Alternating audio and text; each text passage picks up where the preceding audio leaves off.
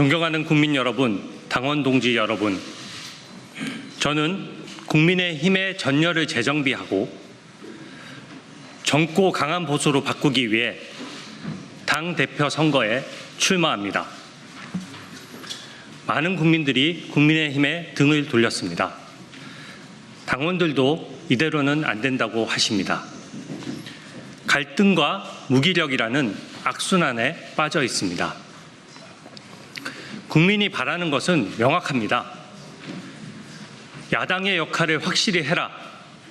그러기 위해서 국민의 힘부터 바뀌어야 한다는 것입니다. 보수가 이대로 무너지면 대한민국도 바로 설 수 없습니다.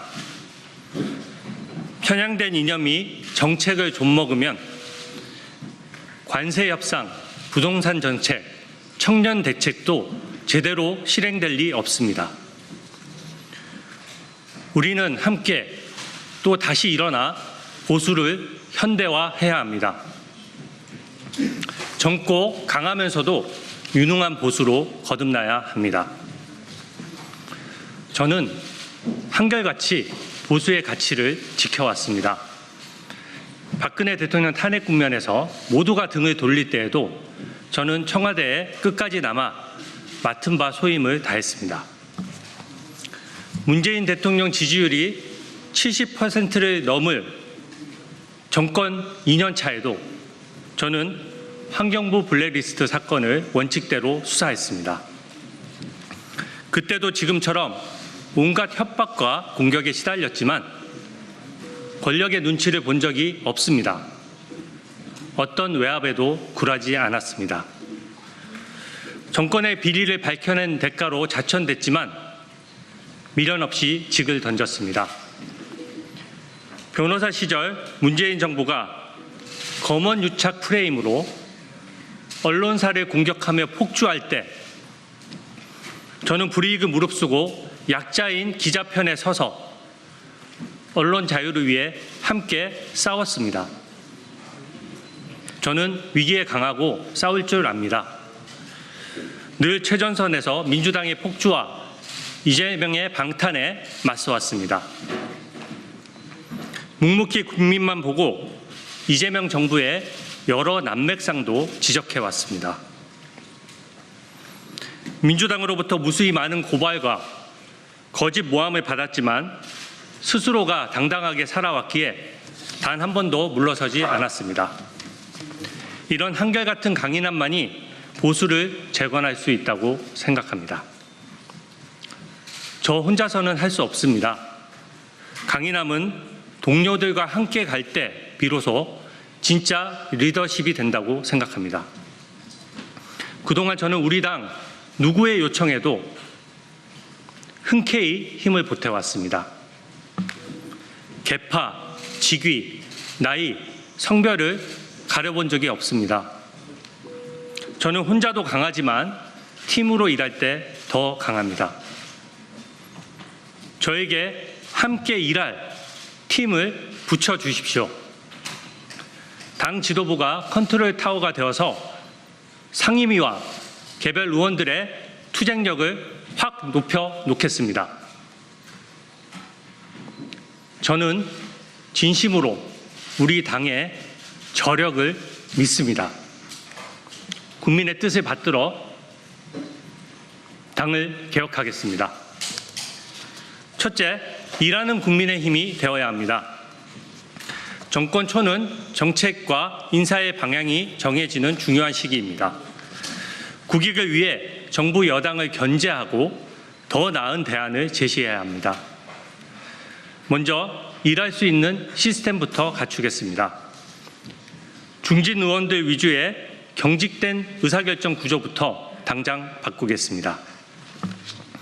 제가 당대표가 되면 초선 의원들을 대거 기용해 전면에 내세우겠습니다. 국민 앞에 신선함과 열정을 보여드리겠습니다. 보좌진과 당직자들을 눈에 띌 정도로 확실하게 중용하겠습니다. 갑질이 아닌 수평적 파트너십으로 시너지를 내고 민주당과도 차별화할 것입니다. 남탓 공방으로 분열할 것이 아니라 새 일꾼을 발굴하는 것, 이것이야말로 진정한 인적 쇄신이라고 생각합니다. 일하는 사람이 힘나도록 신상필벌 원칙도 확립하겠습니다.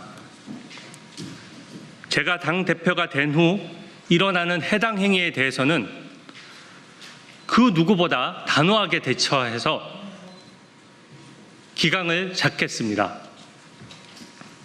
둘째, 민주당과 차별화된 정책으로 대한민국 미래를 지키겠습니다. 특히 청년 대책과 지방 균형 발전에 집중하겠습니다. 청년에게 빚을 떠넘기는 데 급급한 민주당은 절대 못할 일이기에 우리 국민의힘이 해야 합니다. 대기업의 20대 비중은 불과 2년 사이에 25%에서 21%로 급감했습니다. 청년의 사회 진출이 늦어지면서 청년의 이해관계를 대변할 통로는 점점 좁아지고 있습니다. 청년 일자리와 주거 문제부터 해결해야 출산율도 회복될 것입니다. 국민의힘은 2030 세대의 절박한 목소리에 더 귀 기울여야 합니다. 청년의 권익을 대변하는 그런 정당이 되어야 국민의힘의 미래가 있습니다.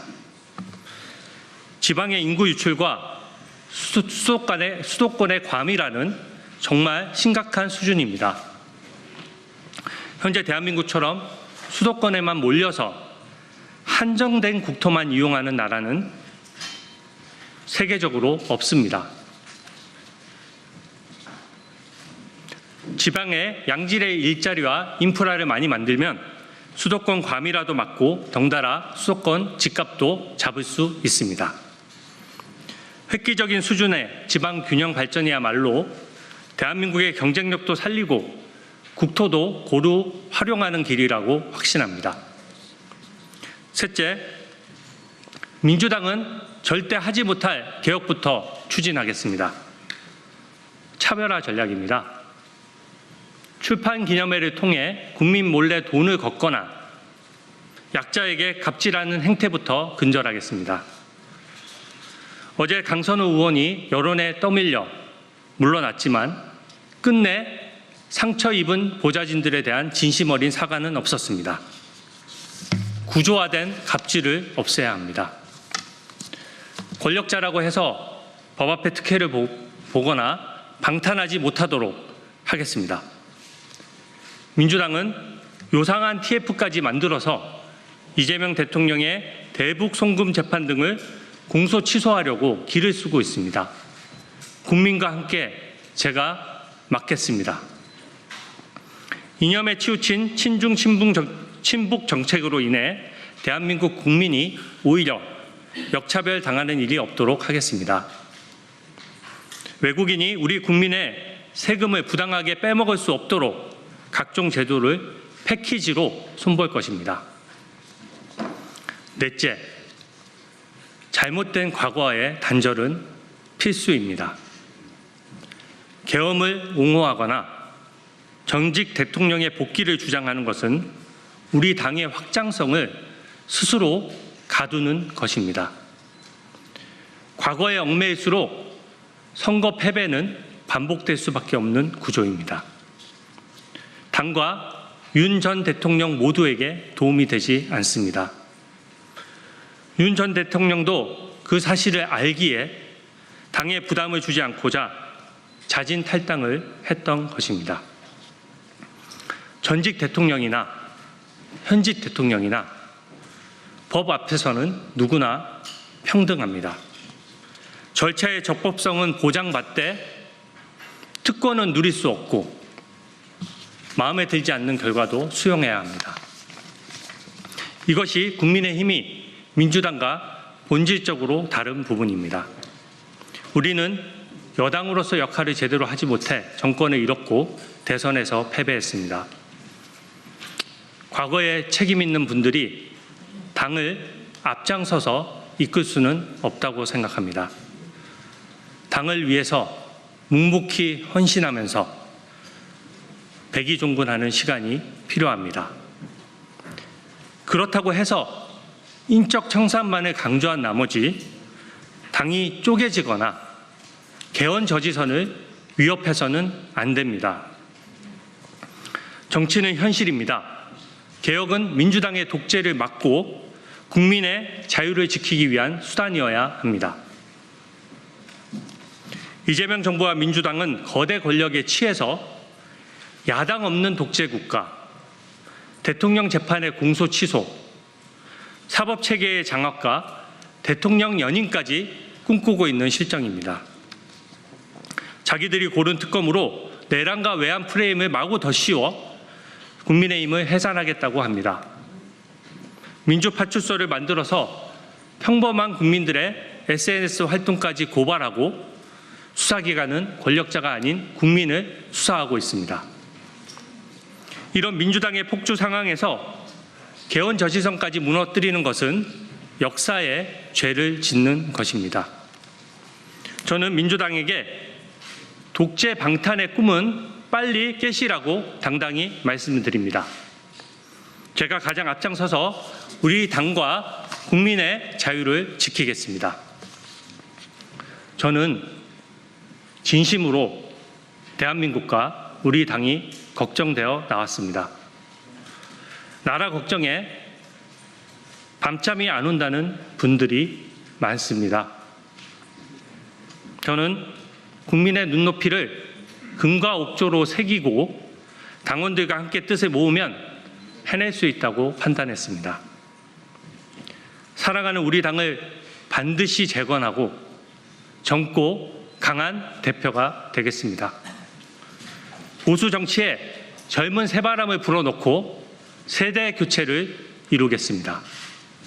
경청해 주셔서 감사합니다.